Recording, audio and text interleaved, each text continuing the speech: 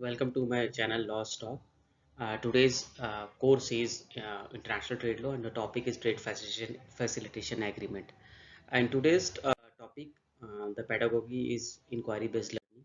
And the objective of this particular topic is after completion of this topic, you will able to understand the importance of Facilitation Agreement, the evolution of Trade Facilitation Agreement, an introduction to the nature and scope of concluded trade agreement framework and WTO, and the fourth, the problem faced in implementing the trade facilitation agreement and the approaches of various countries. The topics and subtopics covered in this presentation is trade facilitation, introduction, trade facilitation meaning and development, prevailing WTO framework and rules on trade facilitation, and legal development in the adoption of trade facilitation agreement. The other topics which are trade facilitation agreement key provisions, publication and availability of information, advance rulings and other formalities, appeal and review, and speculated benefits of trade facilitation. Now, what is trade facilitation? Trade facilitation is a process in which government work with WTO with a common goal to reduce red tapeism in international trade transaction. Trade facilitation efforts such as simplifying required paperwork, modernizing procedure, and harmonizing custom requirement can slash the cost and time needed to export and import goods. Trade facilitation agreement came into force in 22nd Feb 2017. Till now, 152 WTO members has ratified this agreement, which is more than 90% of the total membership of the WTO. That means in trade facilitation agreement, the main aim of WTO is to reduce the paperwork, modernize the procedure so that less time is involved in making import and export of goods. So it is important in trade facilitation that people are in a way we can say that trade facilitation helps to improve trade and it reduce the cost also. So this is this is basically what is trade facilitation. Now this is the what is the development and meaning of trade facilitation. Traders from both developing and developed countries have long complained about the massive amount of red tape that still remains in cross-border trade. The WTO definition, which has formed the basis for new WTO agreement, defines trade facilitation, the simplification and harmonization of international trade procedure, with trade procedure being activities, practices, formalities involved in collecting international cross-border trade. Players frequently complain that the country documentation requirements are opaque and duplicative in many instances. That means the whatever formalities and activities which are involved during the trade are not transparent and are one type of a method is applied again and again. That means one document they are required again and again, and this delay the whole process of export and import, and it directly impact the cost of trade also. So it impact directly to the individual who is buying that product. It will also cost more to that person also. Uncertainty over how long a border crossing will take, causing unpredictability and increases expense to the industry. Sometimes goods are perishable in nature, so if there will be delay, the goods will not be in condition to be used by the people because it will destroyed. So these are the reasons why this particular trade facilitation agreement was required in export and import, which basically reduce the timing. The prior WTO framework lacked requirement of custom processes, paperwork, transparency, albeit few or argue around articles touch on these elements. Few articles were there in the WTO previous argue around articles have that thing, but that are not in a way have so much of impact on the trade facilitation in the past. Increased trade volume, technological developments, and computerization of commercial transaction prompted WTO members to negotiate standard user-friendly norms. That means now the trade has increased, the technological developments are also there, so we can use this combine these two situation in a way, and we can bring out some positive from this particular agreement. With this agreement, WTO would adopt norms of international trade behavior and practice. WTO discipline is the public regime for international trade. In WTO, they basically deal about the public related matters related to, but in this particular agreement, they are more in a way they are entering the field of private trade also. That means they are working with the government to have a proper system, proper channel through export import can be done in a more easy manner. In the previous WTO framework, there are three more important articles which was in the GATT 1994. This is Article 5, Article 8, and Article 10.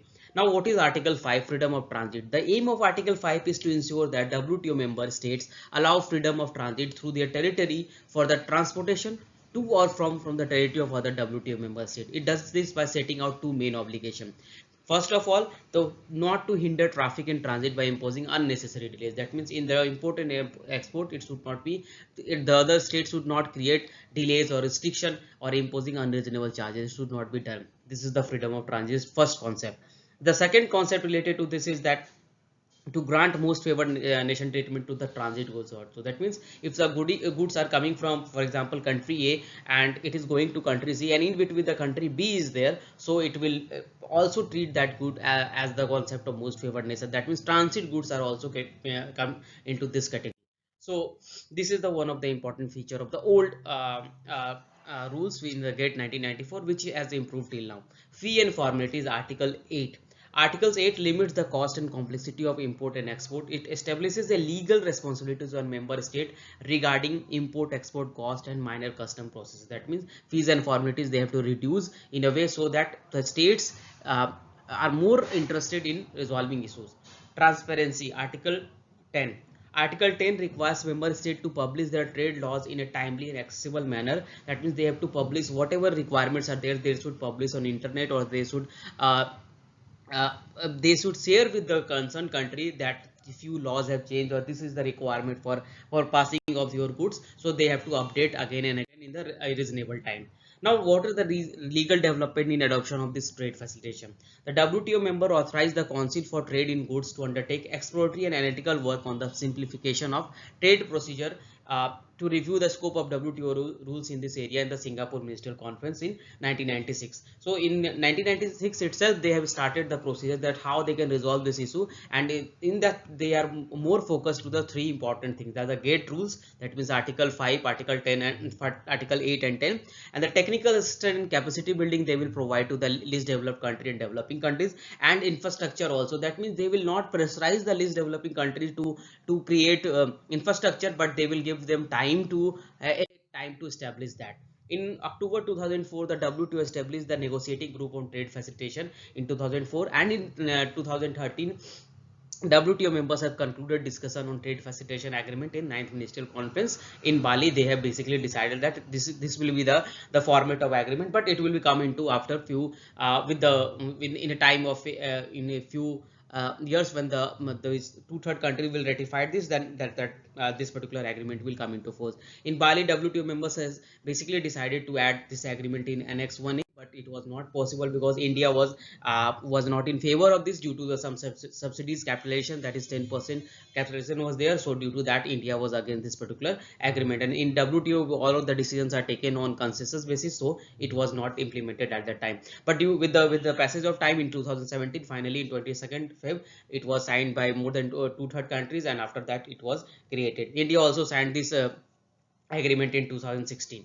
The Bali Trade Facilitation Agreement has two parts. Section 1, which expedites the transportation, release and clearance of goods, that basically improves the GATE 1994 articles 5, 8 and 10, and section the 2 in force provision to help poor and least developed countries to execute the agreement. So these are the important points related to. Now, what are the important key provisions to trade facilitation agreements are: publication and availability of information. That means you will publish whatever the information is there to the export import countries, you have to provide. Advance ruling or other formalities. Advance ruling, that the interested country can apply for that they want to export or import things. They will in the like they can apply before, and that rulings will be should be given, and it should be applicable for 3 to 1 year. It depends on the country perspective.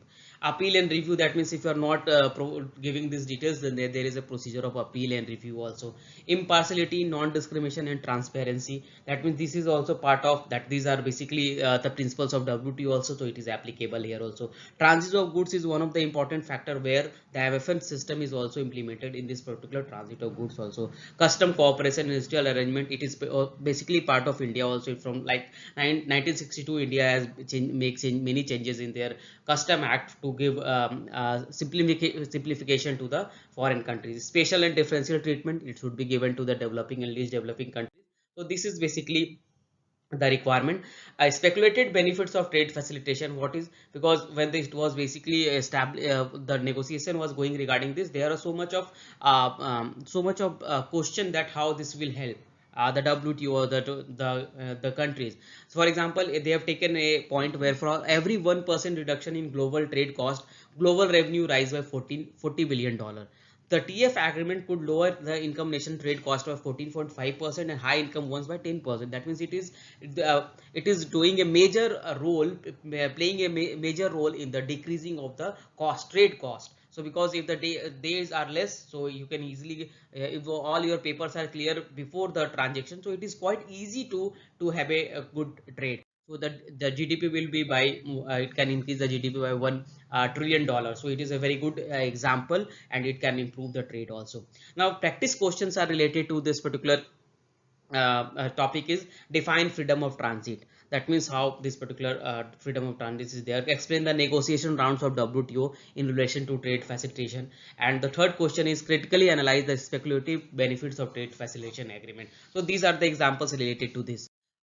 References, documents of trade facilitation agreement, EPG Patsala documents on international trade law. Thank you. Please subscribe my channel for future videos like this.